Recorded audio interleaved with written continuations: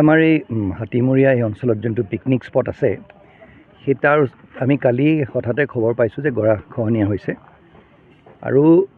এটা কথা ৰাইজক আমি অৱগত কৰিব বিচাৰিম এই জাগা টুকুৰা প্ৰটেকশ্যন দিবলৈ ইতিমধ্যে কাম হাতত লোৱা হৈছিলে আৰু আগলৈ গৈ নদীখনৰ আগলৈ গৈ পৰ্কুপাইনো পেলোৱা হৈছিলে কিন্তু কি হ'ল প্ৰটেকশ্যন দিয়া সত্ত্বেও বহুখিনি কাম কৰা সত্ত্বেও জিঅ' বেগিং কৰা সত্ত্বেও এইটো আকস্মিকভাৱে নদীখন এইপিনে আহিলে আৰু আমাৰ এনেকৈ ঘূৰি ঘূৰি যোনটো হুইল পুল বুলি কয় সেই বস্তুটো যেতিয়া নদীখনত আহে গৰাখহনীয়া খুব বেছিকৈ হয় ইতিমধ্যে তৎপৰতাৰে কামখিনি হাতত লোৱা হৈছে এতিয়া গছ বান্ধি পেলাব লাগিব আৰু এই টুকুৰা জেগাত আমাৰ ইঞ্জিনিয়াৰসকলে কোৱা মতে এই টুকুৰা জেগাত নদীৰ সোঁতটো যাতে কেনেধৰণে কম কৰিব পাৰি সেইটোৰ আমি চেষ্টা কৰিব লাগিব সেই তাৰ বাবে ইতিমধ্যে চিফ ইঞ্জিনিয়াৰ ডাঙৰীয়াক জনোৱা হৈছে আৰু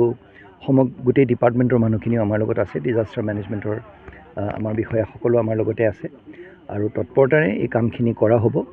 আৰু এই জেগা টুকুৰা আমি যেনে তেনে সেইখিনি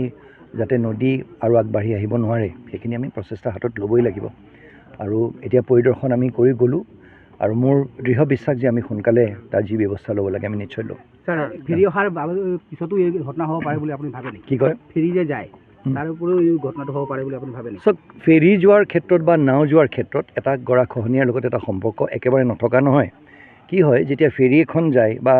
নাও এখন যায় আমি এইটো মৰিগাঁৱতো পাইছিলোঁ আৰু অভিযন্তাসকলে আমাক এটা কথা বুজাইছিলে যে ঢৌ এটাৰ সৃষ্টি হয় আৰু এটা কৃত্ৰিম যোনটো ঢৌৰ সৃষ্টি হয় সেই ঢৌৱে আহি পেলাই হেৰিত পাৰত মাৰেহি আৰু যদি অকণমান বোলে কেতিয়াবা হৈছে নহয় কিন্তু দৈনন্দিন যদি সেই ঢৌৱে মাৰে বালি আৰু পাথৰহে সেই তাত যোনবোৰ জেগাত আপোনাৰ পাথৰ আছে সেই তাত একো নহয় কিন্তু য'ত বালি পাথৰ মিহলি হৈ আছে বালিত যদি এনেকৈ হঠাৎ